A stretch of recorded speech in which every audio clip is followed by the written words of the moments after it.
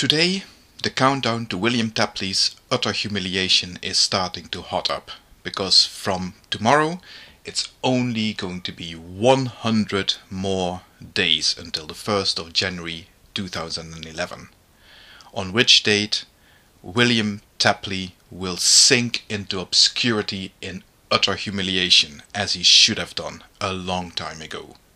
Remember, William Tapley is the man who since last year has been prophesying that before the end of this year Obama would be starting World War III and the tribulations would be upon us. And of course there is still not a single sign that anything even remotely like that is afoot.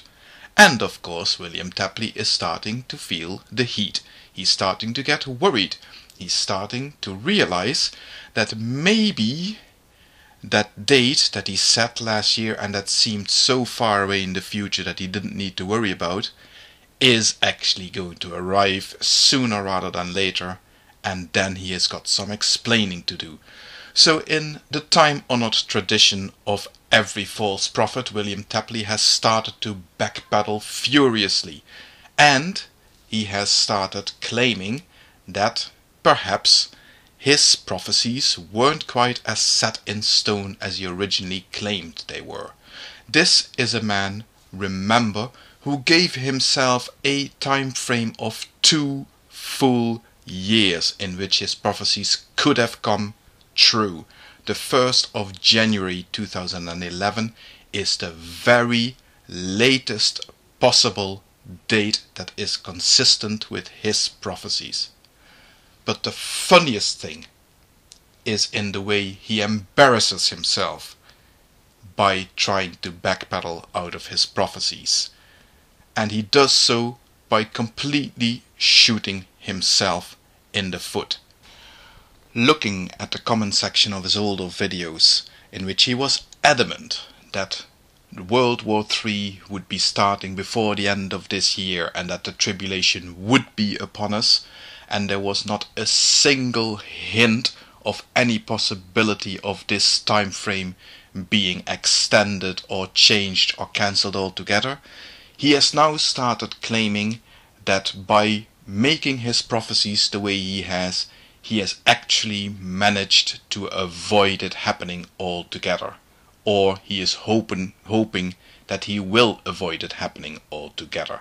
This is of course a time-honored cop-out that many of these self-proclaimed prophets like to employ. We prayed to the point where our prophecy never came true. But let's actually stop and think for a moment what this man is actually doing here, and it is intensely funny.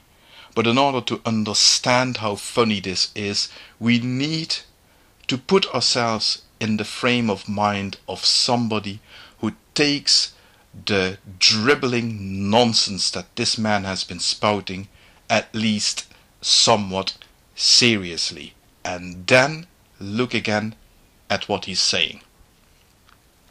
He has been prophesying the fulfillment of the prophecies of Revelation.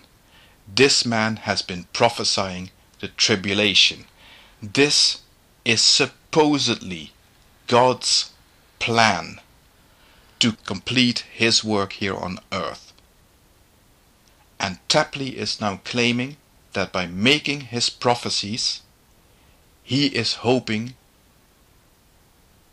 to prevent this from happening. Do you understand? This man, in his eagerness to hold on to his delusion that his prophecy had any merit, is willing to go to the extent of claiming that he is capable of cancelling God's master plan. Even from the perspective of somebody buying into this worldview, into this idea that God has a master plan and that he will inflict on us the tribulations and all that nonsense, that must be recognized as stark, staring lunacy. Of course, from the perspective of somebody like me, who doesn't buy into such nonsense whatsoever, that had been clear from the outset. Sorry, Mr. Tapley, you're not wriggling your way out of this one. 100 days left, Mr. Tapley. You better get your asbestos pants ready.